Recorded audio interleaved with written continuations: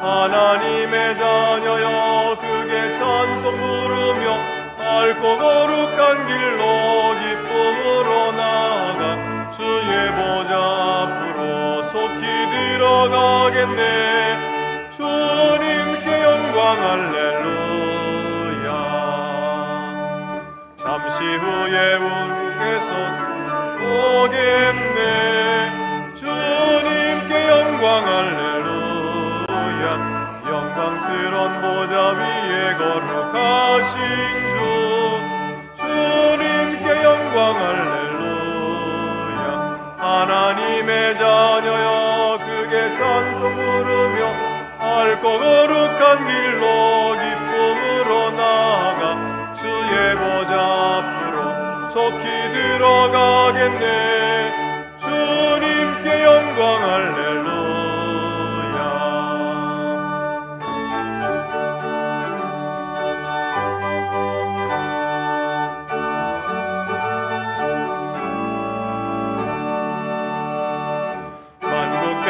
천국에서 소리 높여서 주님께 영광 할렐루야. 영원토록 주의 공로 찬양하겠네. 주님께 영광 할렐루야. 하나님의 자녀여 그의 찬송 부르며 밝고 거룩한 길로 기쁨으로 나아가 주의 보좌 속히 들어가겠네. 주님께 영광 할렐루야.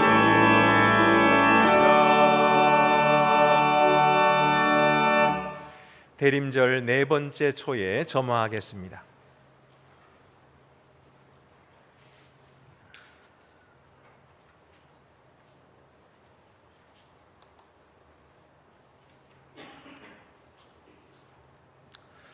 요셉을 양떼같이 인도하시는 이스라엘의 목자여 귀를 기울이소서. 그룹 사이에 좌정하신 이여 빛을 비추소서. 에브라임과 므낫세와 베냐민과 므낫세 앞에서 주의 능력을 나타내사 우리를 구원하러 오소서. 하나님이여 우리를 돌이키시고 주의 얼굴 빛을 비추사 우리가 구원을 얻게 하소서. 아멘.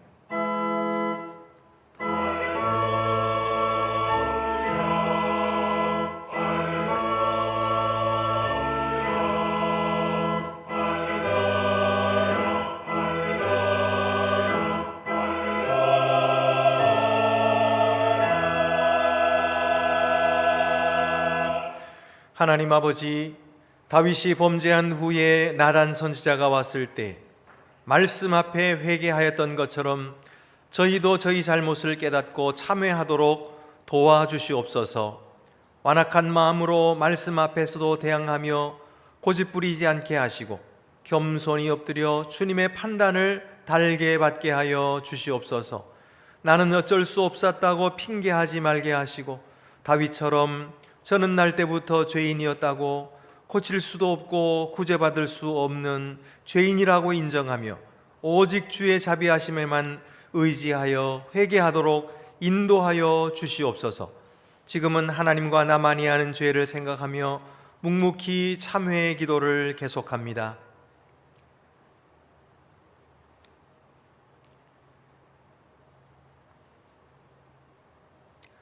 그러므로 이제 그리스도 예수 안에 있는 자에게는 결코 정죄함이 없나니 이는 그리스도 예수 안에 있는 생명의 성령의 법이 죄와 사망의 법에서 너를 해방하였음이라. 아멘.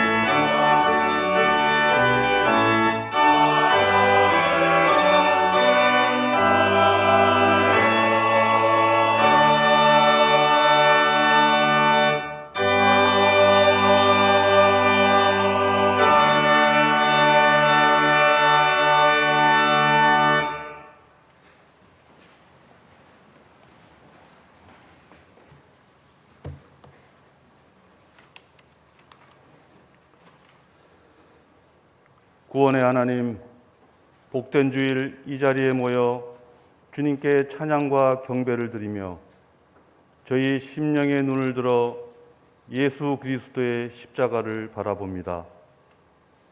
우리에게 독생자를 주시어 구원의 길을 열어주신 하나님 아버지의 한없는 사랑과 은혜에 감사를 드립니다.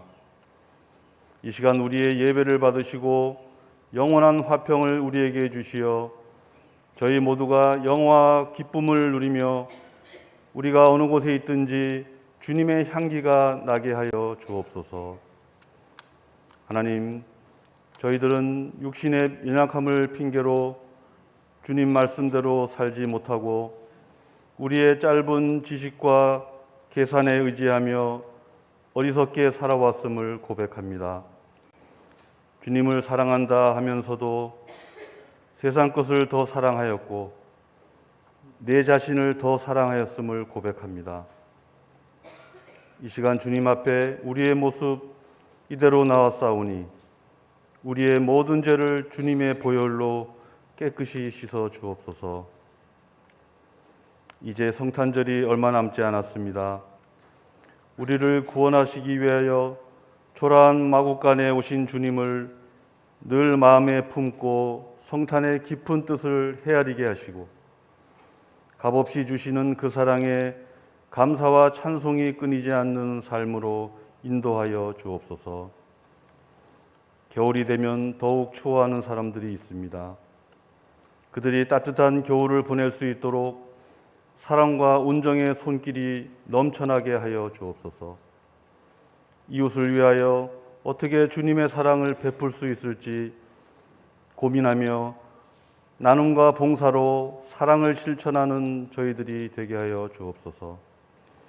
더불어 지금 지구촌에서 벌어지고 있는 코로나19 전염병, 전쟁과 정치적 분쟁, 독재 정권과 인권 탄압, 종교 간 갈등, 가난과 기아, 이상기후로 인한 자연 파괴 등 우리 삶을 위협하는 모든 요소들이 성탄을 맞아 모두 해결되고 사라짐으로 온 세계의 질서가 다시 회복되고 진정한 평화가 정착되기를 간절히 소망합니다. 언제나 우리와 함께 하시는 주님, 이제 한 해가 저물어 가고 있습니다. 지난 삶을 돌이켜볼 때 어려운 여건 속에서도 저희들 곁엔 주님이 계시기에 잘 견뎌낼 수 있었고 조금 더 성장할 수 있었음을 고백합니다. 후회와 아쉬움도 남지만 주님의 사랑에 의지하며 한 해를 잘 정리하고 새로운 기대 속에 다시 새해를 맞이하려 합니다. 주님, 저희의 앞길을 밝혀 주시옵소서.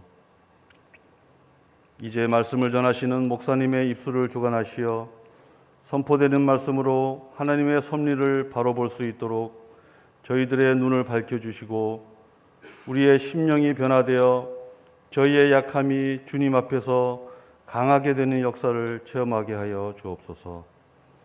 모든 말씀 우리를 구원하시기 위해 이 땅에 오신 예수님의 이름으로 기도합니다. 아멘.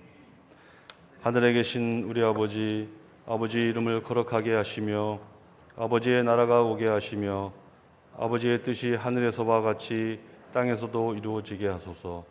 오늘 우리에게 일용할 양식을 주시고 우리가 우리에게 잘못한 사람을 용서하여 준 것 같이 우리 죄를 용서하여 주시고 우리를 시험에 빠지지 않게 하시고 악에서 구하소서.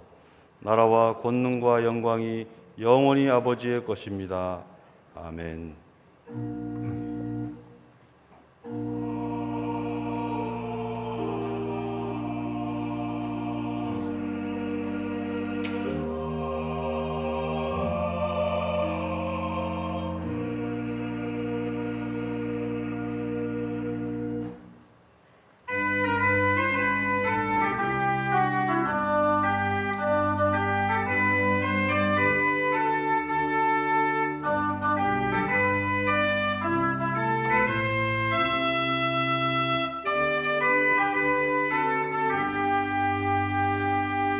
내가 예수 믿고서 죄사함 받아 나의 모든 것 다 변했네. 지금 내가 가는 길 천국길이요 주의 피로 내 죄가 씻겼네. 나의 모든 것 변하고 그 피로 구속 받았네. 하나님은 나의 구원이시오니 내게 정죄함 없겠네. 주님 밝은 빛 되사 어둠 해치니 나의 모든 것 다 변했네. 지금 내가 주 앞에 온전케 되고 주의 공로를 의지함일세. 나의 모든 것 변하고 그 피로 구속 받았네. 하나님은 나의 구원 되시오니 내게 정죄함 없겠네.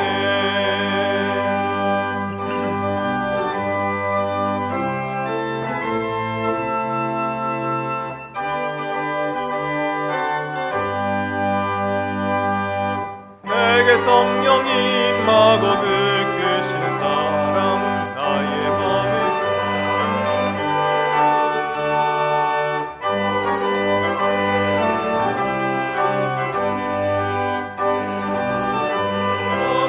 이쁘다. 나의 모든 것 변하고 그 피로 구속 받았네. 하나님은 나의 구원 되시오니 내게 정죄함 없겠네. 주 우리 하나님께 감사함으로 예물을 드립시다.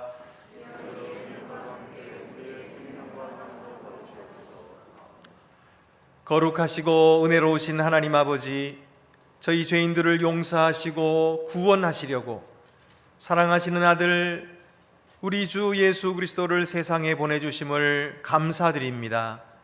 예수 그리스도는 죄의 종으로 아무 희망도 없이 살아가던 저희를 사랑하셔서 친히 사람의 몸을 입고 세상에 강림하셨습니다. 사람들을 섬기시다가 마침내 십자가에서 자신의 목숨 버려 우리를 구원하셨습니다.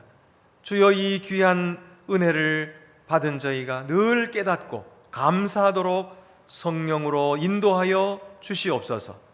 이 시간 사랑과 정성으로 예물을 드리오니 이 귀한 감사가 한 해가 저물어가는 이때에 저희의 삶까지도 주님께 잘 정리하여 드릴 수 있도록 도와 주시옵소서. 우리 주 예수 그리스도의 이름으로 봉헌기도 드립니다. 아멘. 모두 자리에 앉으시겠습니다.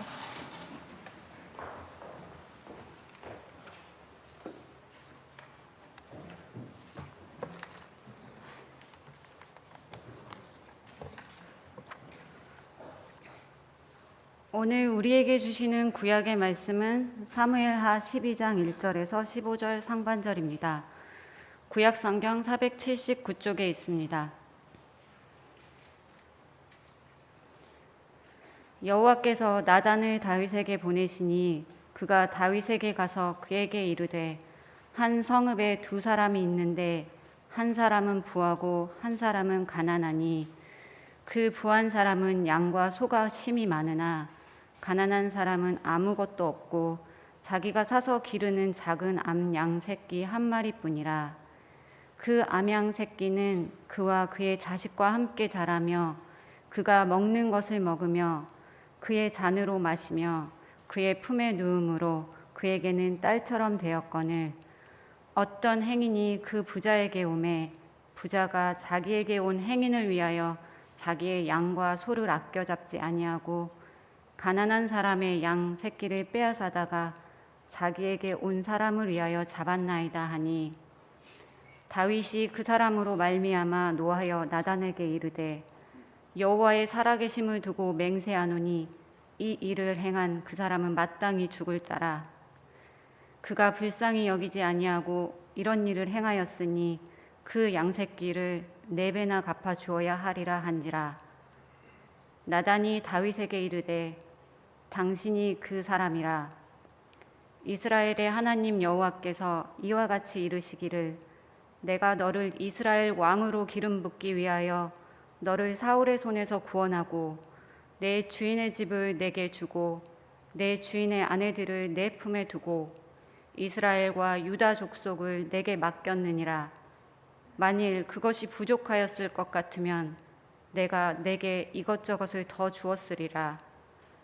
그러한데 어찌하여 네가 여호와의 말씀을 업신여기고 나보기에 악을 행하였느냐. 내가 칼로 햇사람 우리아를 치되 암몬 자손의 칼로 죽이고 그의 아내를 빼앗아 내 아내로 삼았도다. 이제 내가 나를 업신여기고 햇사람 우리아의 아내를 빼앗아 내 아내로 삼았은즉 칼이 내 집에서 영원토록 떠나지 아니하리라 하셨고 여호와께서 또 이와 같이 이르시기를 보라 내가 너와 내 집에 재앙을 일으키고 내가 내 눈앞에서 내 아내를 빼앗아 내 이웃들에게 주리니 그 사람들이 내 아내들과 더불어 백주에 동침하리라. 너는 은밀히 행하였으나 나는 온 이스라엘 앞에서 백주의 이 일을 행하리라 하셨나이다 하니 다윗이 나단에게 이르되 내가 여호와께 죄를 범하였노라 하매 나단이 다윗에게 말하되 여호와께서도 당신의 죄를 사하셨나니 당신이 죽지 아니하려니와 이 일로 말미암아 여호와의 원수가 크게 비방할 거리를 얻게 하였으니 당신이 낳은 아이가 반드시 죽으리이다 하고 나단이 자기 집으로 돌아가니라. 우리에게 주시는 신약의 말씀은 히브리서 4장 12절입니다. 신약 성경 356쪽에 있습니다. 하나님의 말씀은 살아있고 활력이 있어 좌우의 날선 어떤 검보다도 예리하여 혼과 영과 및 관절과 골수를 찔러 쪼개기까지 하며 또 마음의 생각과 뜻을 판단하나니. 아멘.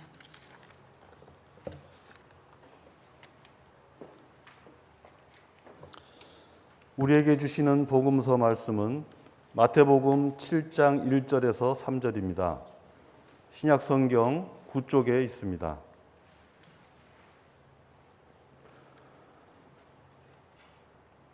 비판을 받지 아니하려거든 비판하지 말라. 너희가 비판하는 그 비판으로 너희가 비판을 받을 것이요 너희가 헤아리는 그 헤아림으로 너희가 헤아림을 받을 것이니라. 어찌하여 형제의 눈 속에 있는 티는 보고 내 눈 속에 있는 들보는 깨닫지 못하느냐. 아멘.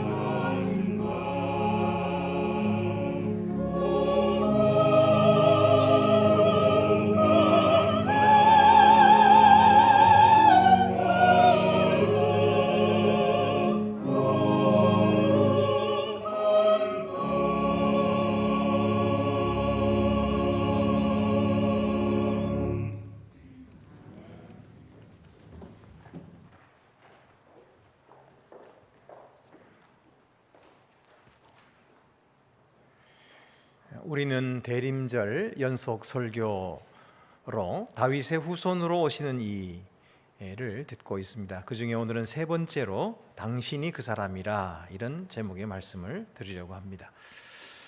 우리는 예수 그리스도를 믿음으로 세례받았습니다. 이 세례라고 하는 것은 죄 씻음을 받는다라고 하는 의미입니다. 우리 다음 주에도 어린 아이들을 세례하는 유아 세례식이 있겠습니다마는 이 세례라고 하는 것을 통해서 우리의 죄 씻음을 받았어요. 그래서 우리는 하나님 앞에서 자녀가 된 거예요. 하나님의 자녀가 되었고, 세례받은 사람들은 다 죄 용서함을 받았습니다. 그래서 하나님 앞에 의로운 자라 칭함을 받았기 때문에 오늘도 하나님 앞에 나오신 거예요. 하나님은 우리의 기도를 들어주시고 응답해 주시고 우리의 예배를 기쁘게 받아주시는 것은 바로 우리의 죄를 씻어주셨기 때문입니다. 그래서 우리는 항상 하나님 앞에 나올 때마다 또다시 지은 죄를 회개하면 하나님께서는 또다시 우리를 정결하게 하시고 깨끗하게 하셔서 하나님의 자녀로 또 세워주시는 것이죠. 그런데 다윗은 회개하지 않았어요. 그는 강한 군대를 거느리고 정의롭게 나라를 다스리기도 했어요. 그리고 백성들에게 존경받는 왕이기도 했습니다마는 자신의 죄를 회개하지 않았습니다. 그는 자기가 저지른 죄를 하찮게 여겼습니다. 내가 뭐 좋은 일 많이 하는데 그까짓 것 좀 나쁜 일을 했다고 그래가지고 그게 뭐 대수인가? 그리고는 회개하지 않고 아무에게도 말도 하지 않았습니다. 비밀로 묻어두었던 거지요. 그러나 하나님은 그 속에 죄가 해결되지 않은 죄가 있음을 아셨습니다. 그래서 하나님이 어떻게 하십니까? 첫 번째로는 대면하십니다. 컨프런테이션. 그를 대면하시는 거죠. 그래서 나단을 보내십니다. 나단은 용기 있게 다윗 앞에 갑니다. 왕 앞에 가서 한 가지 사건을 이야기합니다. 어떤 마을에 두 사람이 살고 있었습니다. 한 사람은 양도 많고 소도 많고 아주 부자였습니다. 그런데 다른 한 사람은 아주 가난해가지고 자기에게 있는 것은 다른 것은 없고 그냥 어린 암양 새끼 한 마리뿐이었습니다. 그 어린 암양 새끼를 얼마나 예뻐했는지 그 새끼를, 그 암양을 자기 자식들과 함께 키우고, 그리고 자기가 먹을 때에 자기 음식을 그 양에게 주어가지고 먹이고, 또 자기가 마시는 잔을 가지고 양을 마셔주고 그랬어요. 그리고 양을 데리고 함께 자고. 그러니까 그 양은 자기에게 딸처럼 되어 있는 그런 양이었어요. 그런데 하루는 이 부자에게 손님이 찾아왔습니다. 행인이 찾아오니까 그 손님을 대접하겠다고 자기 양을 잡지 않고 이 가난한 자의 양을 빼앗아다가 잡아서 손님 대접을 했습니다. 이 얘기거든요. 이 이야기가 누구의 이야기일까요? 다윗의 이야기죠. 그러면 다윗이 그 말을 듣고 뭐 했어야 되죠? 회개했어야 되죠. 그런데 회개를 했나요? 안 했습니다. 다윗이 그 말을 듣고 오히려 회개하기는커녕 화를 냈습니다. 5절 6절 말씀 보면 다윗이 그 사람으로 말미암아 노하여 나단에게 이르되 여호와의 살아계심을 두고 맹세하노니 이 일을 행한 그 사람은 마땅히 죽을 자라. 그가 불쌍히 여기지 아니하고 이런 일을 행하였으니 그 양새끼를 4배나 갚아주어야 하리라. 그러면서 화를 낸 거예요. 왜 화를 냈을까요? 회개해야 될 사람은 자기 자신인데 왜 화를 냈을까요? 다윗이 남의 잘못을 심판할 만큼 의롭기 때문이었을까요? 물론 다윗은 왕이었으니까 그때 당시에 재판관이죠. 최고의 재판관이죠. 재판할 수 있습니다. 하지만 우리는 알고 있습니다. 다윗이 의롭지 못하다는 사실, 다윗이 범죄했다는 사실.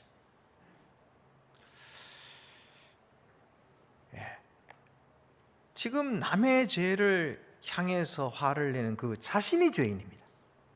의로운 사람이라서 화를 내는 게 아니에요 지금. 그러면 왜 화를 냈을까요? 같은 죄가 자기 속에도 있기 때문이에요. 다윗은 지금 자기 자신이 화를 내는지 의식도 못했을 겁니다. 그러나 화는 지금 다윗이 내는 것이 아니라 그 속에 있는 죄가 내고 있는 거예요. 죄는 언제나 이렇게 분노 뒤에 숨는 습성이 있습니다. 그래서 아담과 하와도 범죄한 후에 나무 사이에 숨었어요. 가인은 자기 동생 아벨을 죽인 후에 하나님께 대들면서 화를 냈어요. 내가 내 아우를 지키는 자니까. 죄는 자기 자신의 잘못을 숨기기 위해서 과도하게 반응합니다. 그래서 남의 잘못을 들추어내고 비판하고 화를 내는 거예요. 남을 비판함으로써 자기는 그런 자가 아니라고 말하고 싶은 거죠. 하지만 사실은 그 비판이 자기를 비판하고 있다. 예수님께서 말씀하셨어요. 마태복음 7장 1절에 3절, 비판받지 아니하려거든 비판하지 말라. 너희가 비판하는 그 비판으로 너희가 비판을 받을 것이요, 너희가 헤아리는 그 헤아림으로 너희가 헤아림을 받을 것이니라. 어찌하여 형제의 눈 속에 있는 티는 보고 내 눈 속에 있는 들보는 깨닫지 못하느냐. 그러므로 여러분, 우리가 혹시라도 남을 비판하게 될 때에, 분을 드러내게 될 때에 우리는 깨달아야 됩니다. 내 속에도 그와 같은 죄가 있구나. 그리고는 회개해야 됩니다. 하나님 불쌍히 여겨주세요. 하나님 긍휼히 여겨주세요. 회개해야 돼요. 그러면 치료받습니다. 그러면 죄가 사라진 거예요. 근데 우리는 그렇지 못하죠. 어떤 사람이 잘못하는 게 유독 내 눈에 들어와요. 유독 내 눈에 들어와요. 다른 사람은 그냥 지나칠 수 있는데 나는 못 지나치겠어요. 그거를 꼭 이야기해야 되겠어요. 왜 그래요? 내 속에도 똑같은 게 있기 때문에 그래요. 그러니까 다른 사람의 잘못을 지나칠 수가 없는 거죠. 그래 여러분, 그런 일이 있거든. 하나님, 제 속에도 저는 잘 모르겠지만 똑같은 죄가 있는가 봐요. 주님 용서해 주세요. 그렇습니다. 여러분, 나단은 이렇게 하나님의 보내심을 받아가지고 가서 말씀을 전하는 사람이에요. 이 다윗과 그의 후손들에게 맺으신 하나님의 언약에 대한 메시지를 전할 특권을 가진 사람이었는데, 지금은 영적인 수술을 해야 되는 이런 임무를 받은 거예요. 왕과 대면해야 되고 하나님의 말씀을 설교하여서 왕의 죄를 칼로 도려내야 했던 것입니다. 하나님의 말씀은 좌우의 날선 검과 같아서 관절과 권수를 찔러 쪼개기까지 하며 사람의 마음의 생각을 드러낸다. 이렇게 히브리서 4장 12절에서 말씀하셨어요. 그러므로 이 일은 결코 쉽지 않은 일입니다. 그러나 하나님이 주신 임무였기 때문에 해야만 했어요. 이처럼 말씀 전하는 자는 주의 명령을 따르기 위해서 자기 자신을 위험에 노출시키는 일도 기꺼이 감수해야만 하는 것입니다. 그렇지 않고는 사명을 감당할 수가 없는 것이죠. 그렇다면 오늘날에도 설교는 하나님의 말씀이라 할 수 있을까요?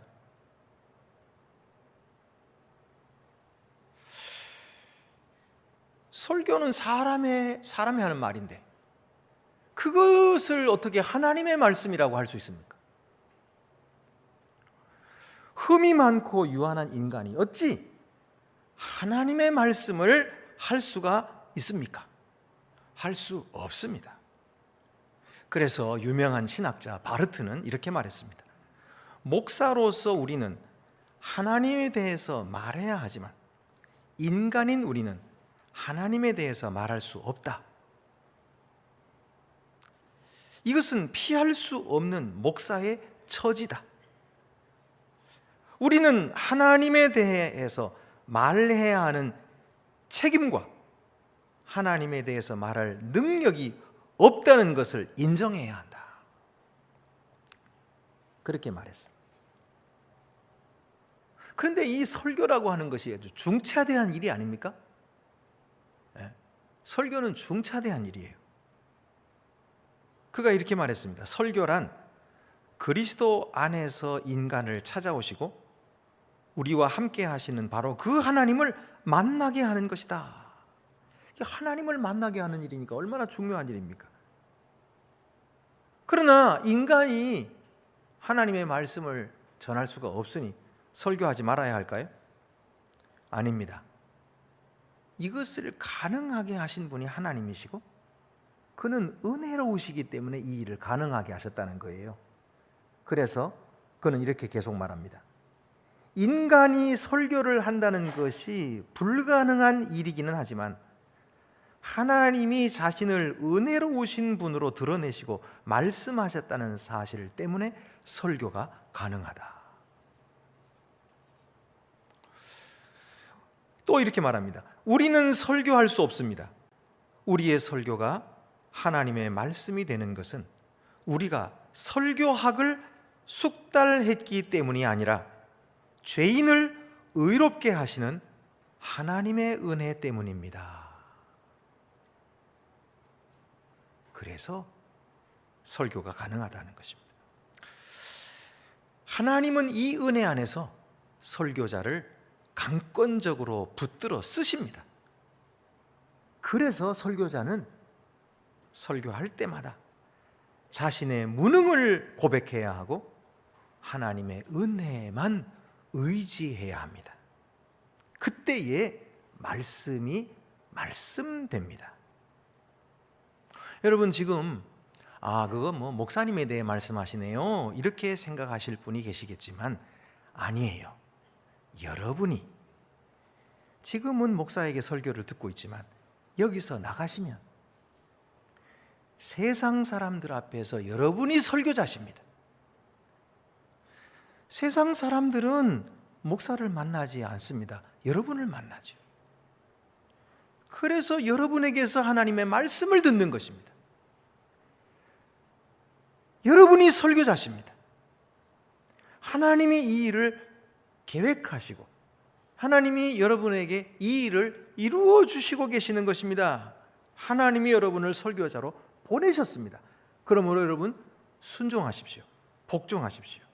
그리고 이처럼 자신의 무능을 고백하시고 하나님의 은혜에만 의지하셔서 설교하십시오.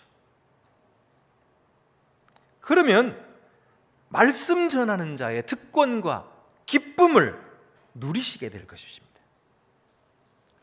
사도 바울도 말씀 전할 때마다 많은 반대에 부딪혔고 많은 핍박을 받았습니다. 그러나 그는 이렇게 말합니다. 갈라디아서 1장 10절에서 이제 내가 사람들에게 좋게 하랴 하나님께 좋게 하랴 사람들에게 기쁨을 구하랴 내가 지금까지 사람들의 기쁨을 구하였다면 그리스도의 종이 아니니라. 사람들이 좋아하는 말을 하고 사람들에게 아부할 것 같으면 나는 그리스도의 종이 아니라는 거예요.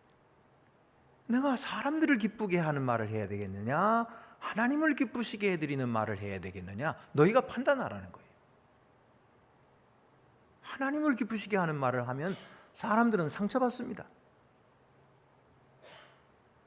사람들은 기분 나빠해요. 왜? 자꾸만 찌르니까 편치 않게 하니까. 그러나 그리스도의 종이라면 하나님이 기쁘신 말을 해야 되는 거예요.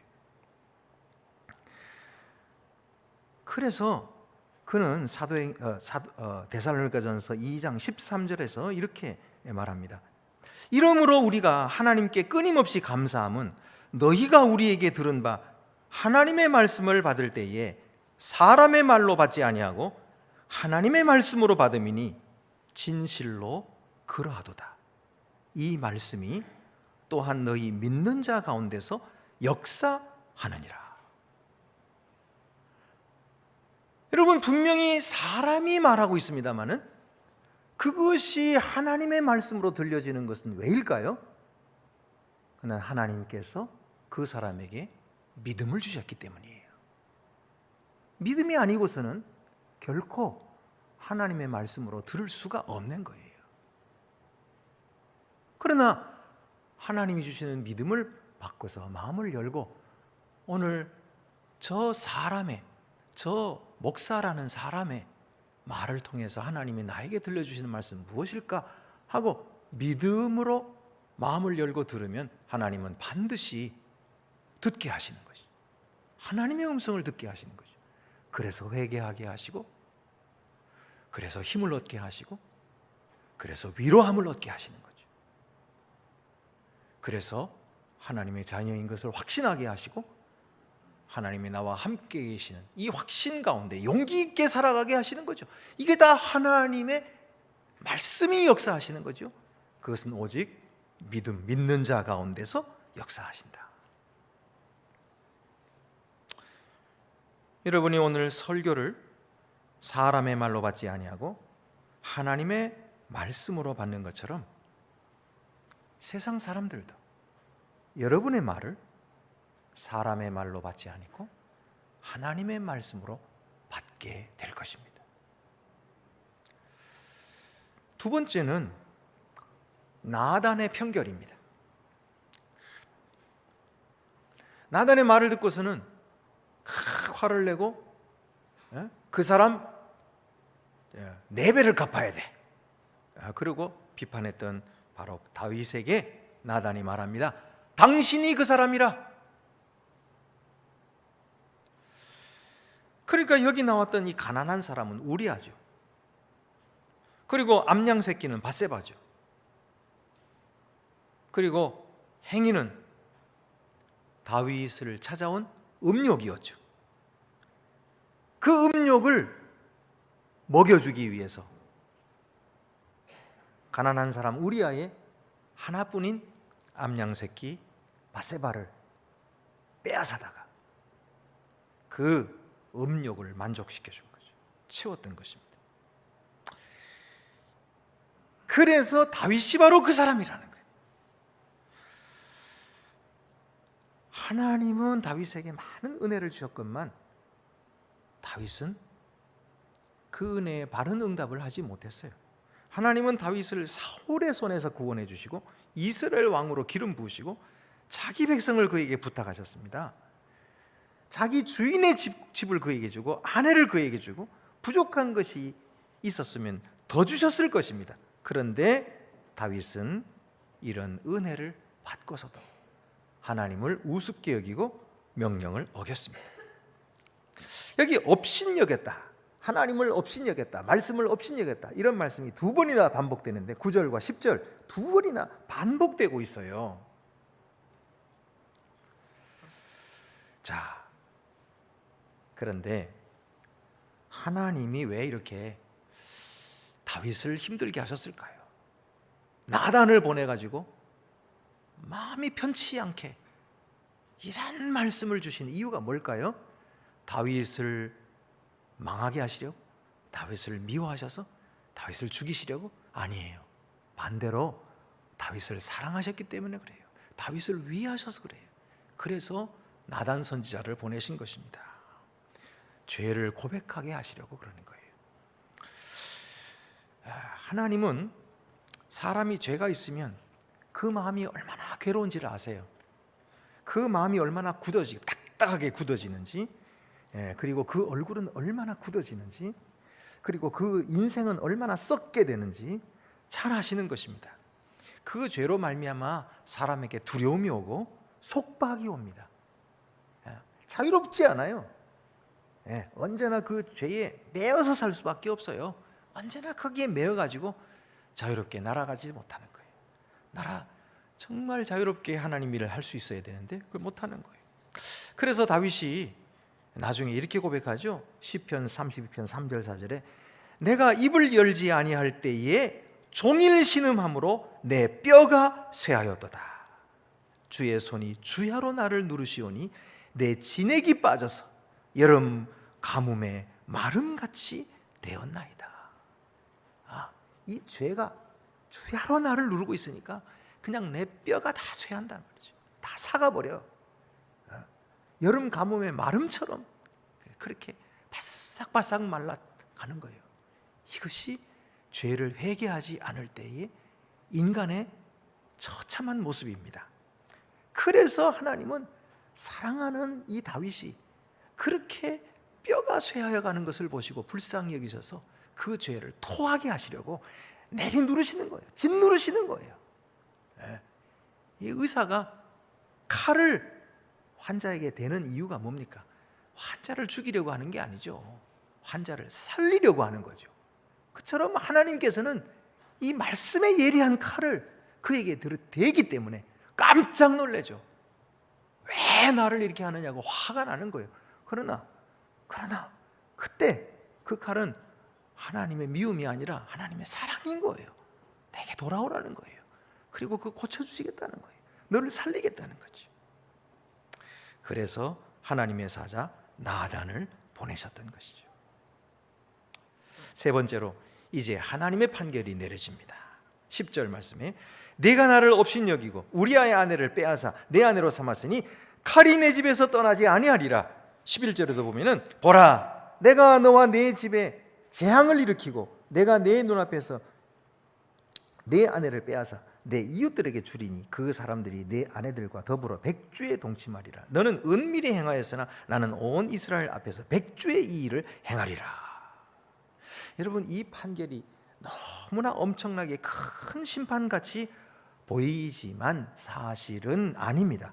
그가 범한 죄에 비하면 아주 약한 심판입니다. 생각해 보세요. 다윗의 죄는요 아주 계획적인 죄예요. 의도적으로 빼앗고 속이고 죽인 것입니다.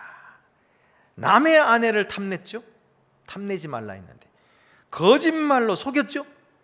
거짓말하지 말라 하셨는데 간음했죠. 그리고 살인했죠. 10계명을 4가지나 어겼어요.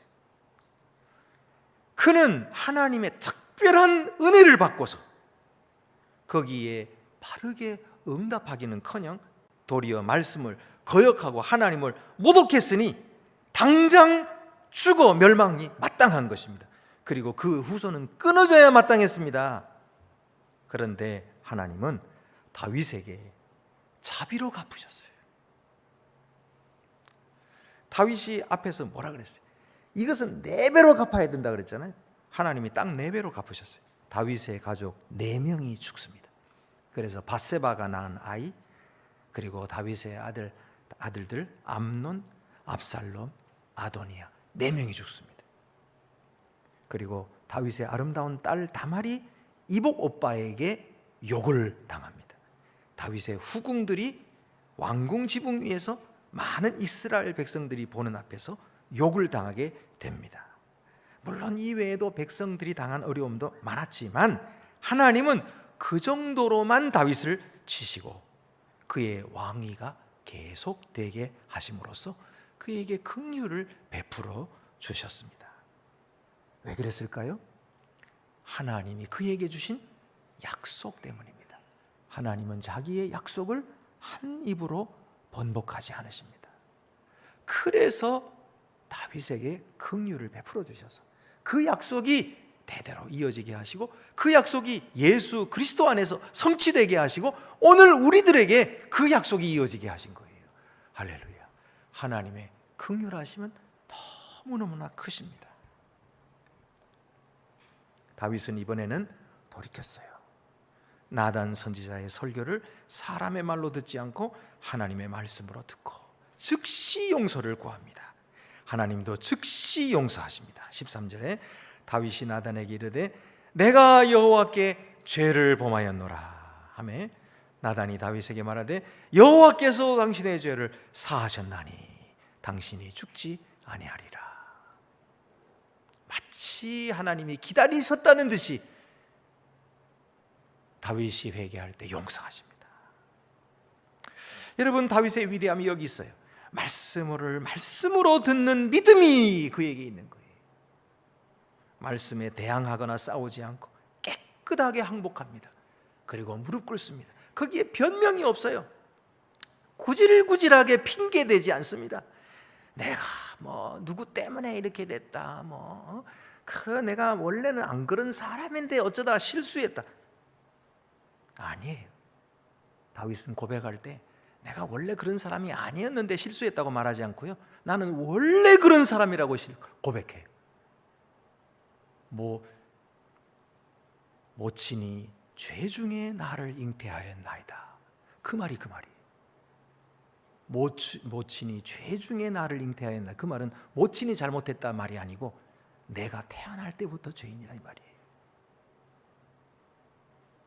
그래서 내가 생각하는 게 죄고 내가 말하는 게 죄고 내가 행동하는 게 모조리 죄입니다. 하나님 불쌍히 여겨주세요. 이렇게 회개했어요. 이게 진짜 회개입니다.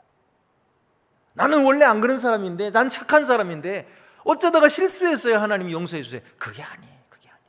그건 아직 뭘 모르는 거예요. 본질적으로 죄인입니다. 저는 완전히 타락했습니다. 변질됐습니다. 상한 우유처럼 어떻게 다시 끓여도 소용도 없고요. 이거는 쓸 수가 없어요.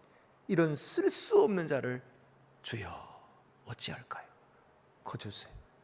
그럴 때에 주님의 창조의 능력이 우리를 새롭게 하시는 거예요. 거듭나게 하시는 거예요. 하늘의 생명으로 우리를 다시 태어나게 하시는 거예요.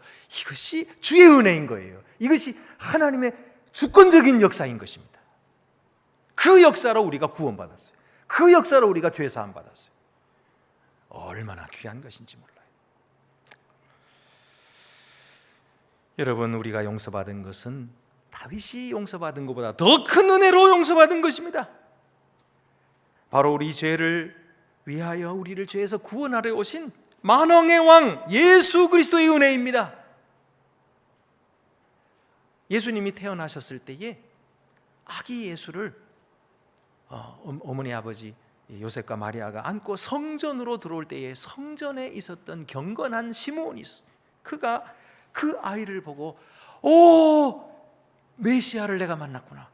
그리고서는 성령께서 그에게 알게 해주심으로 그 아기가 메시아인 줄 알고서는 안고 너무너무 기뻐하는 거예요. 그때에 그가 이런 말을 합니다. 누가복음 2장 35절에 마리아를 보고 하는 말이 칼이 내 마음을 찌르듯 하리니 이는 여러 사람의 마음의 생각을 드러내려 함이니라. 칼이 내 마음을 찌르듯 하리니 이는 여러 사람의 마음의 생각을 드러내려 함이니라. 이것이 바로 예수 그리스도의 죄를 들추시는 사역이 말씀의 사역인 것입니다.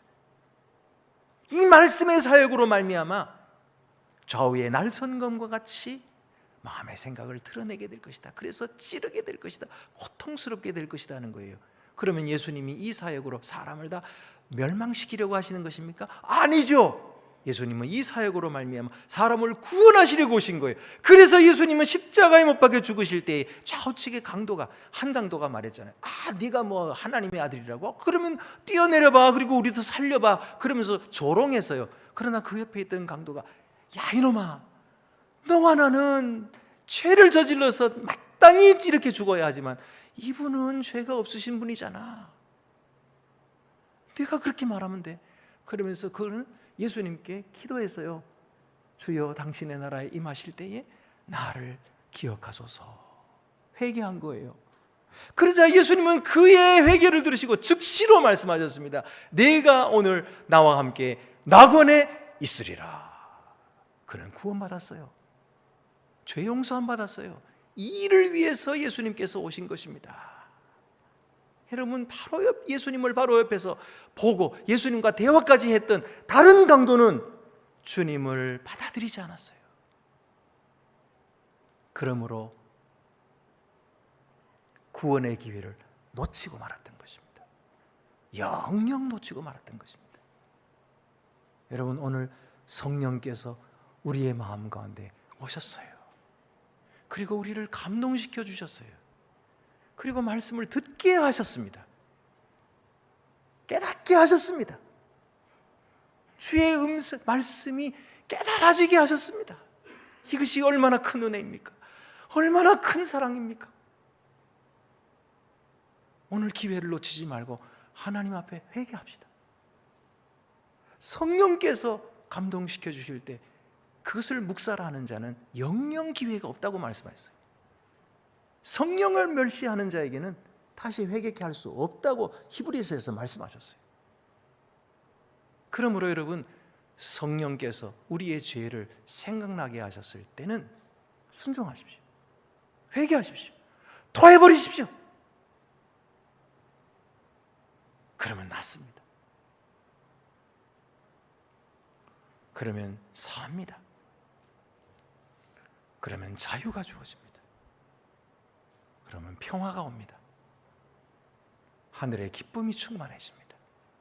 사람이 달라집니다. 능력이 생깁니다. 그를 통하여 많은 영혼이 구원받게 될 것입니다. 그와 같은 새로운 삶을 살게 될 것입니다. 이것이 하나님이 우리에게 정하신 계획이에요. 오늘 그 계획 앞에 순종하시고 주의 말씀을 전파하시는 그런 귀한 하나님의 일꾼들이 다 되시기를 바랍니다. 기도드리시겠습니다. 은혜로우신 하나님 아버지, 여러분 이 시간 각자 자유롭게 잠시 1분 동안 제가 시간을 드리겠습니다. 말씀을 기억하시면서 하나님 앞에 회개하는 시간, 겸손히 회개하고 하나님의 성령의 감동에 순종하는 그런 기회를 주님께 드리시고 여러분 입술로 고백하게 되시기를 바랍니다. 다 같이 통성으로 기도드리시겠습니다. 은혜로우신 아버지 하나님, 저희들을 불쌍히 여겨주시고 오늘도 주 앞에 불러주심을 감사합니다. 생명의 말씀 우리에게 들릴 때에 언제나 주님 앞에 고백하게 하시고 다시 살게 하시고 하나님의 그 은혜에 순종하고 따르고 복종하는 저희들 되게 해주시옵소서. 하나님을 회개하고 거듭나게 도와주시고 하나님의 큰 역사를 경험하는 저희들 되게 하여 주옵소서. 오직 주 예수 그리스도 진리를 믿고 새 사람으로 살아갈 수 있도록 하나님 저희들 역사해 주시기를 간절히 부족한 저희들을 불쌍히 여기시고 은혜를 내려주셔서 주님의 손길을 이끌어주시고 붙들어 주시옵소서.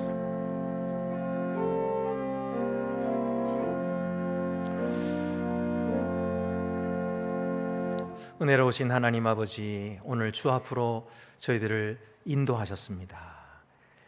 우리가 주님의 인도를 받았습니다. 주님의 말씀을 듣게 하셨습니다. 주님께서 우리의 마음을 찌르셨습니다. 주님께서 우리의 죄를 생각나게 하셨습니다. 그래서 우리가 주님 앞에 회개했사오니 회개한 죄마다 하나님께서 사해 주셨음을 믿습니다. 누구든지 그리스도 안에 있으면 결코 정죄함이 없다고 하셨사오니 그 말씀대로 우리의 죄는 동이 서에서 먼 것처럼 옮겨졌음을 믿습니다. 이제 주 안에 자유를 누리게 도와주시고 회개한 자마다 하나님의 놀라운 생명을 맛보며 누리며 살아가도록 복내려 주시옵소서.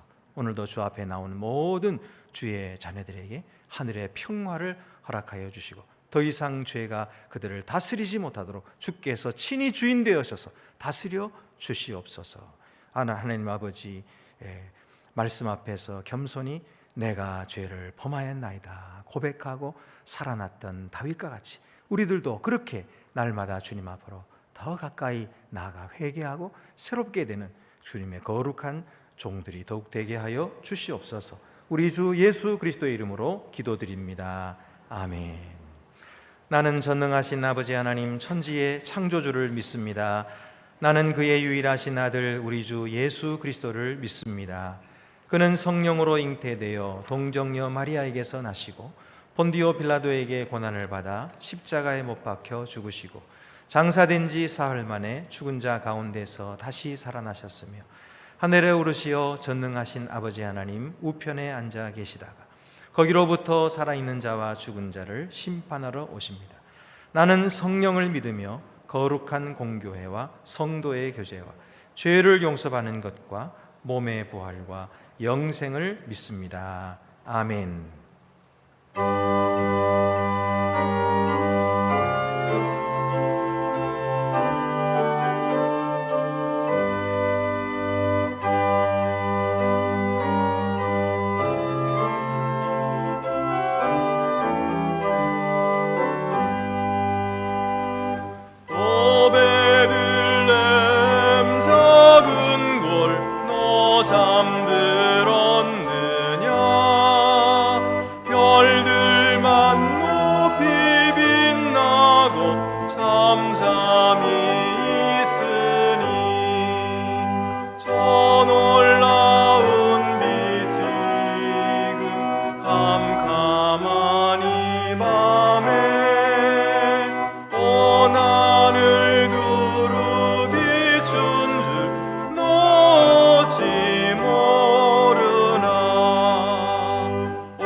세상 모든 사람들 잠자는 동안에 평화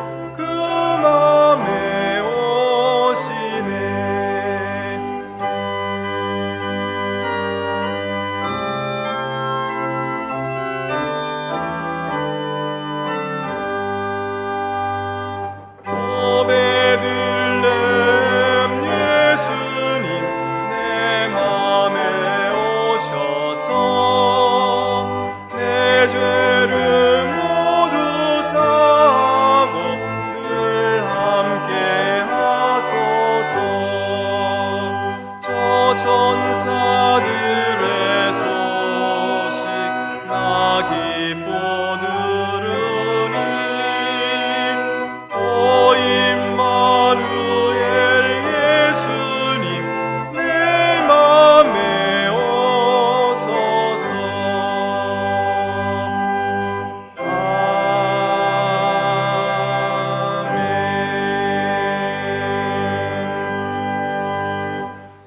오늘 이렇게 주님 앞에 나온 여러분을 환영합니다. 우리 앞뒤 옆에 계신 분을 서로 인사 나누시겠습니다. 주님의 사랑으로 사랑합니다. 주님의 평화가 함께 하시기를 바랍니다.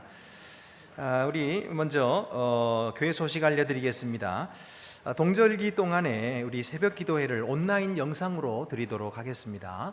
물론 우리 그 기도실은 열어두도록 하겠습니다. 그러니까 그래도 꼭 기도실에 오실 분들은 언제든지 오셔서 기도하실 수 있겠습니다.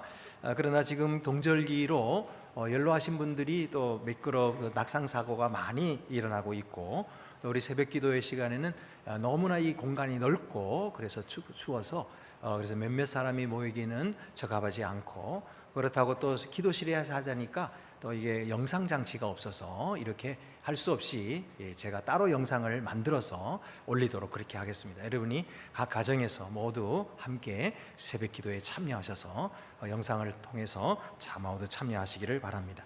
우리 송구영신 예배가 12월 31일 토요일 날 오후 밤 11시 30분에 이 자리에서 있겠습니다. 그렇게 하시고, 그 다음 날은 또 1월 1일 예배, 주일 예배 그대로 있습니다. 그렇게 하시고 많이 참여하시기를 바랍니다. 3050에서는 송년의 밤을 가지며 친교와 교제를 한다고 합니다. 재미있는 시간이 많으니까 여러분 누구든지 3050 교우들 누구나 자녀 동반도 가능하다고 해요. 그래서 많이 참석하시고 함께 즐거운 교제 시간 가지시기를 바랍니다. 우리 이 시간에는 시상식을 하도록 하겠습니다. 강엘리엘 중학교 1학년 그리고 박진 고등학교 3학년 앞으로 나오시기 바랍니다. 이 상은 우리 서울로회 중고등부 연합회에서 각 교회의 모범 학생을 뽑아서 드리는 시상입니다. 앞으로 나오세요. 네, 앞에 서세요. 제가 드리도록 할게요. 네. 먼저 중학교 1학년 강엘리엘, 모범상 안동교회 중등부 성명 강엘리엘. 위 학생은 하나님의 은혜에 감사하며 교회학교 학생으로서 본이 되는 믿음 생활이 타의 모범이 되므로 이를 취하여 이 상장을 드립니다. 주 2022년 12월 11일 대한예수경로회 서울로회 교회학교 중고등부 연합회 회장 이동희. 제가 대독해 드렸습니다. 이게 상도 함께 들어 있습니다. 우리 강엘리엘 축하드립니다. 네, 고등학교 3학년 박진 이하동문입니다. 축하드립니다. 뒤로 돌아서세요. 뒤로 돌아. 한번 인사드리겠습니다. 네, 이거 꽃다발도 치네. 꽃다발. 네, 감사합니다. 예, 네, 인사하시고 들어가시겠어요? 네, 감사합니다. 그리고 우리 안동교회 수요 성서 세미나, 우리 안일은 장로님 잠깐 앞으로 나오셔서 설명을 좀 해주시겠습니다. 이건 설명이 좀 필요합니다.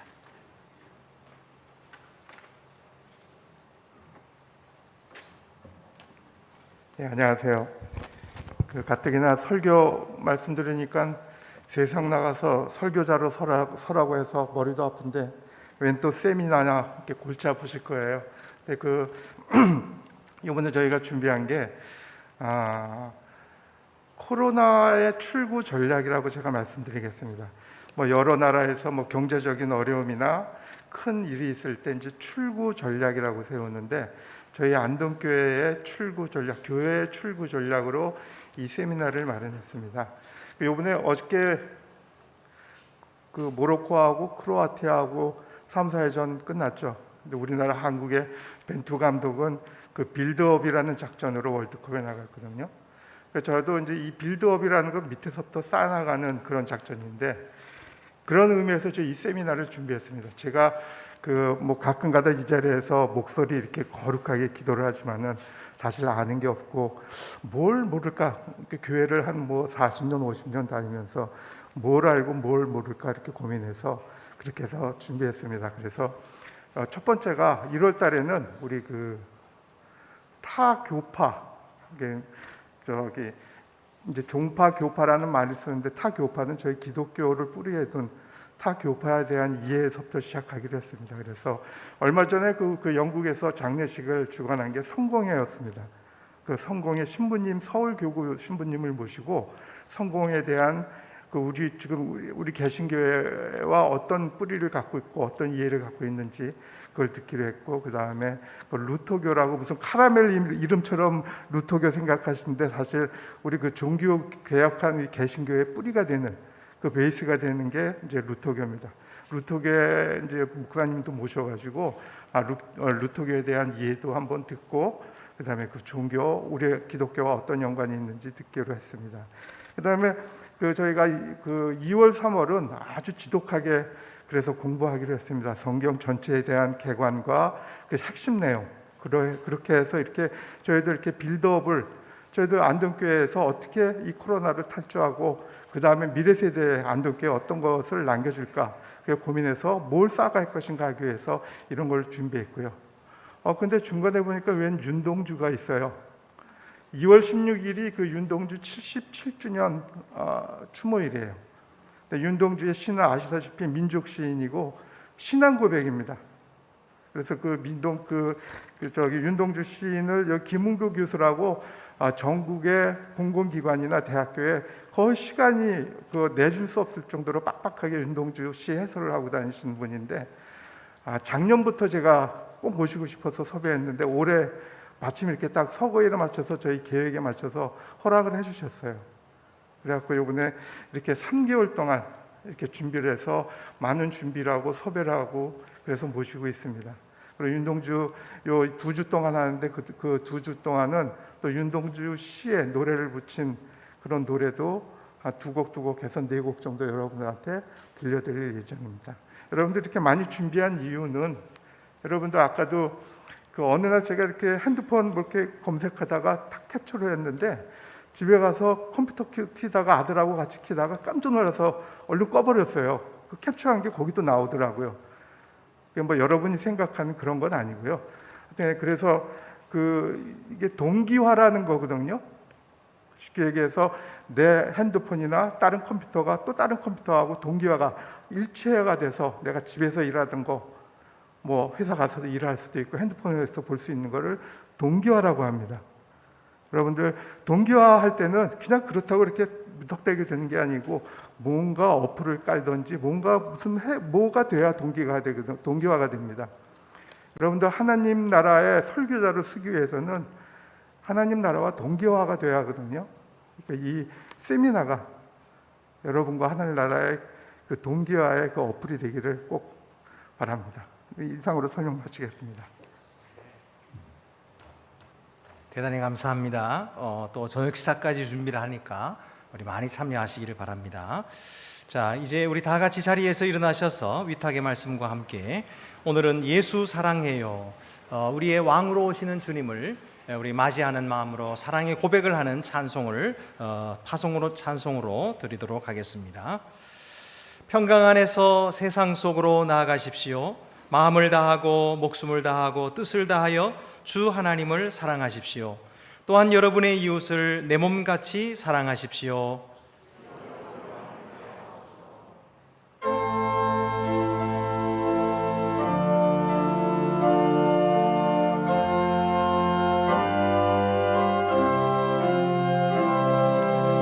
예수 사랑해요. 나 주 앞에 엎드려 경배와 찬양 함께 드리네. 할렐루야